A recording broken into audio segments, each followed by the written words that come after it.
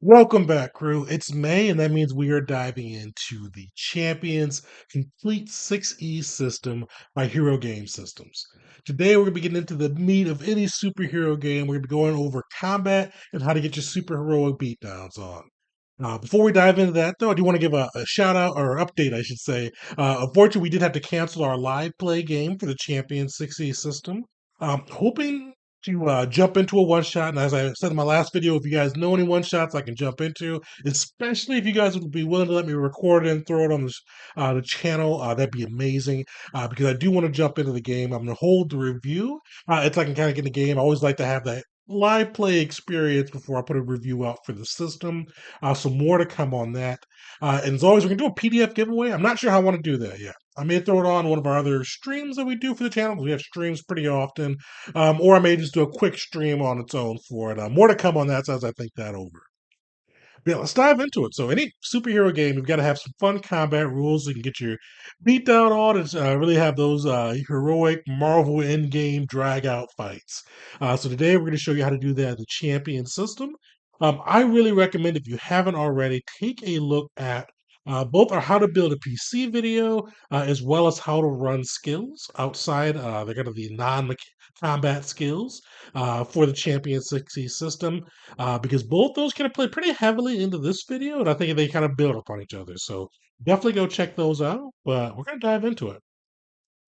So with this, we're going to be doing kind of a quick and dirty run through of the combat rules. We're going to be hitting mainly how to make attack rolls, how to do damage rolls, how to take damage, how to recover from damage, and just how certain attacks and things go off. There's a lot of cool combat maneuvers and other things that can give some more layers to it. But just to keep it kind of, we want to get those core mechanics out today and make sure that they're kind of easy to understand and didn't want to bloat it too much because I think this will be a long one even without that. But yeah, let's dive in. So, biggest thing, we're going to go over how to make an attack roll. So, as I mentioned in our mechanics video, making an attack roll is a success roll. So, there's two rolls in this game, effect rolls and success rolls. We're going to go over both of those today. So the big change between a typical success roll and an attack roll for the 60 system this part here. So we're going to add our OCV, which stands for Offensive Combat Value, and we're going to use the Emerald Nova, our PC that we created during our last video, as our kind of case study one. Because I found, and I was a little confused for a bit this myself reading, but I think if you like do a live play example, and so I use the Nova for mine, it helps make it make sense. So we're going to do that same thing too. But let's kind of give a run through the formula here. So we're going to do the attack. Basically, when you're making an attack success roll, it's going to be the attacker's OCV. So if we're doing the Emerald Nova, it has an OCV of 8. We went to the maximum I think you could do through your character by. So that's going to be 8 plus 11 minus 3d6. So that's going to determine what you can hit there because basically that equals the defender's combat value, so their defense combat value, and that's the highest your attacker can hit. So let's make it some 3d6 here. And we're gonna roll these 3d6. I don't know if there's a good spot for me to see it for you guys to roll. Actually, I'll just tell you all. I rolled a 6 and 2 1s. So that's gonna be 8 total. So our guy for Emerald Nova had an 8 plus the 11, so that's 19. We're gonna minus that by the 3d6 total, which was 8, which equals 11 there. 11. So with our guy, the with that roll we did, the highest DCV we can hit is 11. So we're gonna pick on our own Emerald Nova again. He has a very low DCV. He has a DCV of 3. He'd be able to hit pretty easily. And there's some different types of attacks too that would matter how much of a difference there is between the where we hit with the dice and where we hit with our thing. So fairly easy on that. That's just the base value. So there's a couple of other steps that are in this too. So we've got our base OCV. Our base OCV for Nova is 8. The last big thing, if you watched our PC build, the other things that included are the combat skill levels. We bought four ranks of that combat skill. So we can either add those 4 ranks directly to our OCV to make it easier to hit, or if we wanted to, we could do 2 ranks of damage for it because it's 1-to-1 for the OCV, but for damage, the effect roll, it's 2-to-1. So if we wanted to see that same roll we did before, where we rolled 8 on our 66 or 3d6, We can add that 4 OCV. So rather than hitting by 11, we're hitting by 15. So like 3 times more than we needed. So depending if you know if it's going to be a big tanky guy or a little bit harder to hit guy, you want to determine as your phase goes up if you want to be more damaging or more prone to hit. So with that, we get the combat skill level in. We're not using a weapon here, but if you did have any weapons, this is where you'd add modifiers for that. If you're doing any maneuvers or combat maneuvers or martial maneuvers on that side, as remember, we're not going to go into those, but those can change how you make your attack rolls. Any additional combat modifiers, and then the range modifier. So this is a big one. So with our blast, our Emerald Nova was shooting solar flames from his hand. It depends how close he is to be kind of how accurate he'll be. The further you are away, the more penalties you'll take. So what's this guy? We'll say that he's pretty far away. He's flying in the sky. He's trying to hit somebody that's 33 to 64 meters away. And for all my guys from America, I know we're used to being spoiled with our game systems being in feet. But 64, that's roughly what, 3 times. So, well, easy numbers. I have bad on-screen math. We'll say about 200 feet away. That'll be a -6 to hit. So with that same one we did, let's say we put that 4 points of our combat skill level into our damage. So rather than we'd be at that 11 again, that -6 would put us to a 5 OCV, which if the Emerald Nova was trying to hit himself for some reason, that would still hit. So we'd still be in a good spot there. So pretty easy there. And then the last, do you have any additional modifiers there? And then any apply at step 8, any additional modifiers that have or reduce your OCV. So kind of a lot of steps, but they even say there that it looks more complex in writing than practice. So I'm hoping so when I do get a chance to roll this live at the table that it kind of flows pretty quick and easy there because I know that 8 steps can be a little daunting for people new to the system. So other things too, if you reduce your OCV down to 0, you just apply the negative value of the OCV to increase the target's DCV. So if you go below 0 there, you can kind of increase that to the target's DCV. Perfect. So that was pretty straightforward there. We're not gonna touch on the combat maneuvers, but 2 things we do want to hit on here, just to kind of help out with how this will flow. Because a lot of people want to use those area of effect attacks. The way the area of effect works with this system is you're gonna pick a point of within range of your area of effect. So let's say you're shooting somebody with your solar blast, but you can turn it into a solar grenade. You want to pick that point, and unless that point's like right next to you, you're going to have a OCV of 3. Sorry, DCV of 3. It's going to have a defensive combat value of 3. If it's right next to you, it's going to have a defensive combat value of 0. So you still have to roll to make your attack. And now, if you miss the attack, what's going to happen is it's going to shift the point of detonation for your area of effect attack by 2 meters for every point you miss by. So if you miss by 6, it's going to be 12 meters off. And then the other thing you're going to do with this is you're going to pick a direction by rolling a d6. You'll see this little character facing thing. And wherever that d6 is, so if you roll a 1, it's going to be kind of like right to your right. 4, it's behind you to the left. Wherever that d6 hits, and by however much you miss by, that's where that damage is going to come off and explode and hit whoever's in that radius. So if you miss by a ton, you could just completely be off target and hit your allies or only get the people you're trying to hit in the splash. So something to keep in mind there. OCV of 3, or DCV, defensive combat value of 3, seems like it should be pretty easy to hit for most heroes, especially if you kind of specialize in that route. Even if not, you can probably put a couple of your combat skill levels there to make sure you've got a solid chance of hitting that. So another big thing too, there's auto fire. So the auto fire, like this is like that's somebody bought a machine gun. They're just shooting shots off. I think there's certain powers you can buy too. They can auto fire. So if we wanted to have our solar flare blast, just rock it off. I think we could add that in there. But typically it's gonna be for kind of military modernist weaponry. Wow, hard to say there. So with that, there's 2 ways you can shoot it off. If you're shooting at one target, you can basically, you make an attack roll, and if it succeeds, they get hit by the one time. But For every 2 points that your roll is above the success value, you hit them an additional time. So, like, let's say for that first example we used with the Emerald Nova, where we had 11 versus their DC of 3.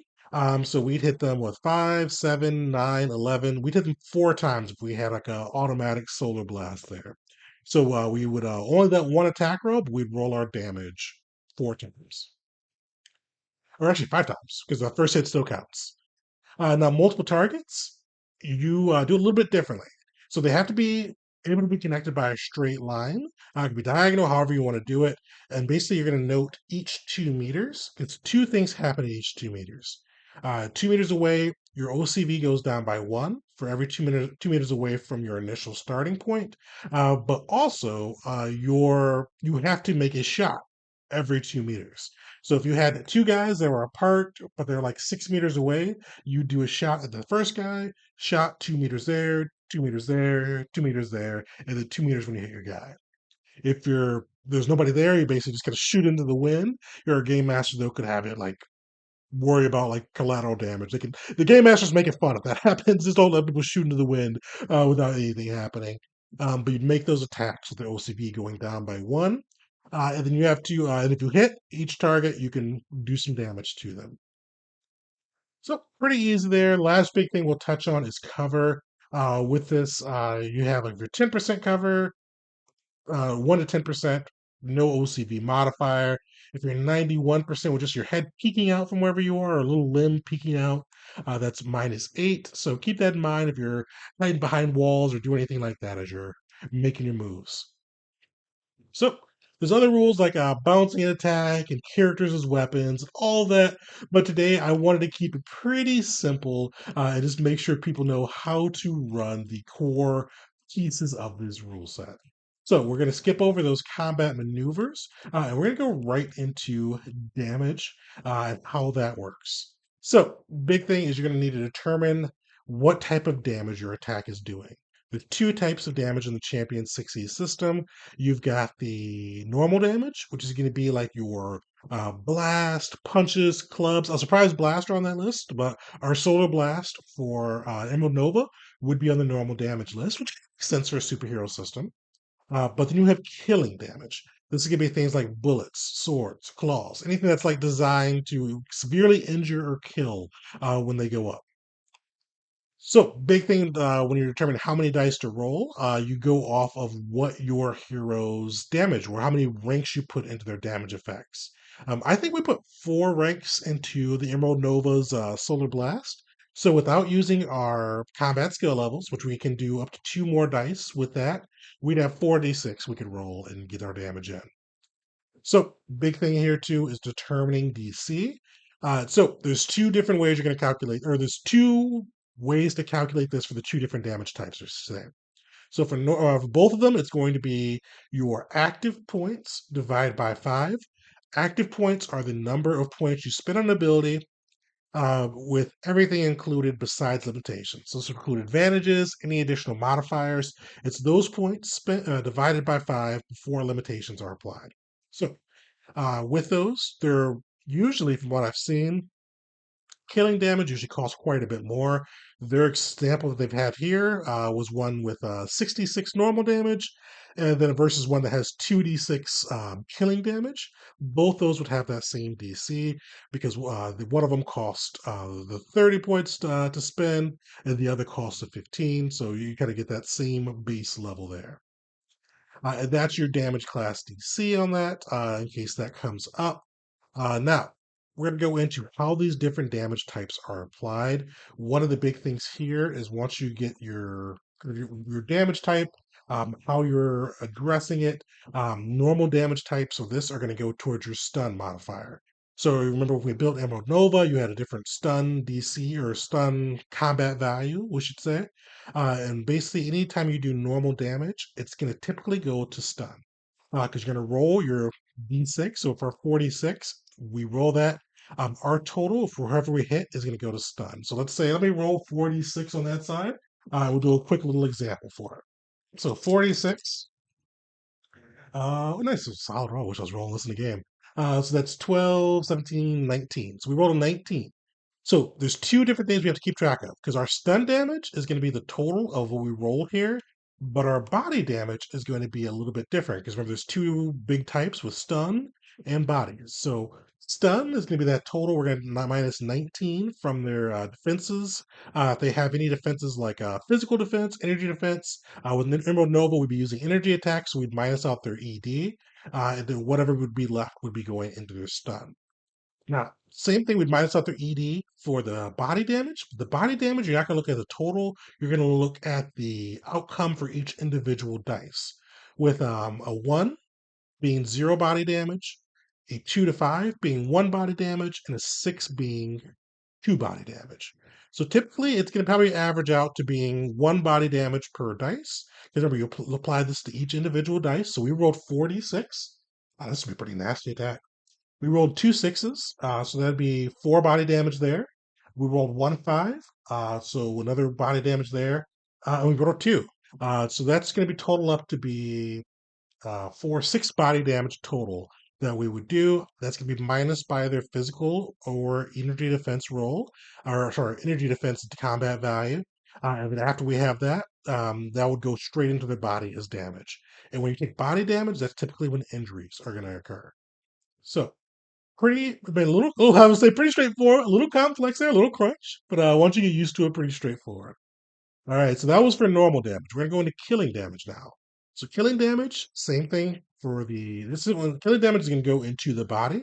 So your total damage is going to go toward the body, but you're gonna minus out your resistance, ED or PD. So usually normal damage is gonna be your typical ED and PD. Killing damage is going to be your resistance, ED or PD, when it comes to body damage. So with that, we'll keep that same 46 roll we did there. So that 18 or was it 18 or 19 would go into your body. Now what we're gonna have to do is we're gonna roll a 1d6 divided by half, and we're gonna multiply that by our total damage, and that's gonna be what goes into stun. I know a little complicated there.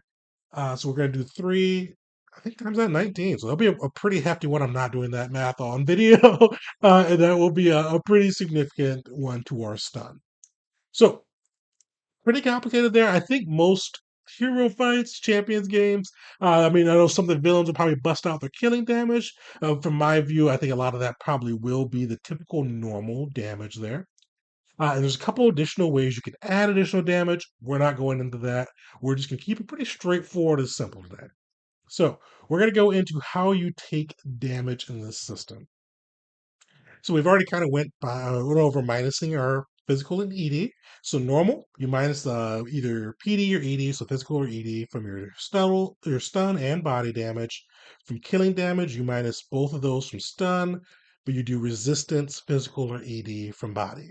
Kind of already touched on those. Now, big thing, minimum damage from injuries. Anytime you take a body damage, you take 1 stun damage from it.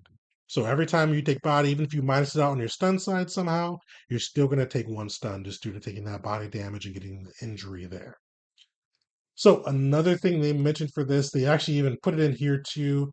That campaigns often are going to use this table for flavor, not so much with the damaging effects, but with also this system, Champions, the hero system allows you to determine where the hit locations are going to be. You can either target a location or after the hit lands, you can determine where it hits. We're not going to go over how to target a location, but we are going to touch on how to determine where a hit lands. So with this, you're going to roll 3d6. We're going to do this for fun too to see how this lands. I'm rolling a lot today. So 6 and 3 to 5, so that's 14. So with a 14, we'd roll that and we're going to determine our hit location. So that's going to be the thighs. And if you want to determine between left and right, you'll roll another d6. I rolled a 1, so that'd be left.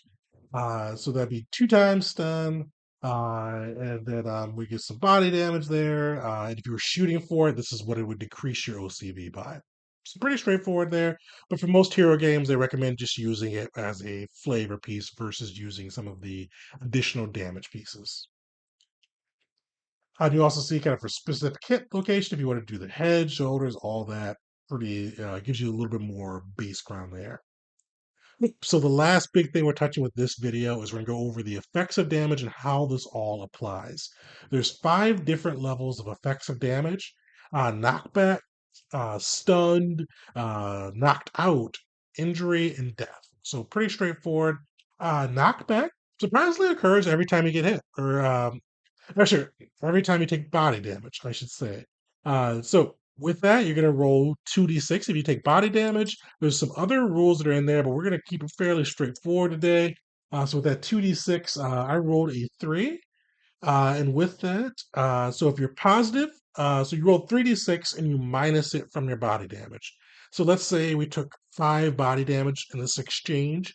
We minus it out, so that's going to be 2 left over. Two's positive, so we're going to be knocked back 2 meters times the result. So we would have, so I said we got a 3 minus a 5. So we'd be knocked back 4 meters due to that blast. Now let's say it was 3 body damage. We rolled a 3 there. We're knocked down. We're not knocked back. If you ever get to 0, you're just knocked down. If you ever go negative, nothing happens. So if you rolled that 2d6 and then kept that 3 body damage, but got like a 6, you're able to hold your ground. You keep your position. So that's for knockback. We're going to go down to stunned next. If stun damage, basically this is done by a single attack. If it's ever a single attack damage done by stun exceeds your con score, you are stunned. Stun characters' defensive combat value and mental defensive combat value are halved, and you can't take any actions until you've gone through a full phase to reset. So pretty straightforward there. That's just if you get like some significant damage from one blow, it just kind of rattles your cage and you're thrown off your game and you can't do anything there. One thing to note: if you get hit twice or kind of get 2 hits that would kind of stun you before you're able to do your reset phase, it doesn't multiply. It kind of goes off that first one. You just need one full phase to reset to be good again. So next big one, knocked out. So that's going to be if you're knocked out, so you're using normally is using normal damage or even killing damage because it still applies some to stun. If your stun total is reduced to 0 or below, you're knocked out. When you're knocked out, all your CVs are 0. Any attack that would hit does 2 times stun damage. And at the end of this segment, any non-persistent powers or anything like that turned off goes to 0. You drop held objects. Um, so if you're just kind of partially knocked out, anywhere from like 0 to -10 for whatever score you got, you can still be kind of like kind of awake, still like kind of observing things that are going on. You can make a perception roll to perceive something very important, but that's like the most you can do to interact with the world outside of taking your actions for recovery. If you're below -10, you're completely out. Also, with this too, if you fall out like this, you're completely unconscious. An enemy can use a full phase action to do a killing attack to kill you. Fairly straightforward there. You can also do recovery from your next full phase, so you can get a little bit of bonus back there. If you are able to recover once you wake up, your endurance equals your current stun total. And remember, you use endurance to make attacks and do all the different cool things you can do as a hero. Oof. Last big piece we're going to go through, and also recovery timetable. This goes over how long it takes to kind of get back up and running. So injury takes place anytime you take a body damage. So this can be anywhere from cuts, broken bones, and typically this isn't going to affect your character's CV, skill rolls, or anything like that. And then the last big one, death. So death takes place when you start dying, I should say, when your character hits 0 body. Each turn, you're going to lose 1 body to start with. And they're kind of starting as you're bleeding out, you're bleeding to death as they describe it. And then you will actually die with this system when your negative body equals your positive body. So just kind of keep that in mind. Usually, for depending on where your character's at, you'll usually have hopefully a little bit of leeway time there, or for phases you can recover, and hopefully your players will help you out.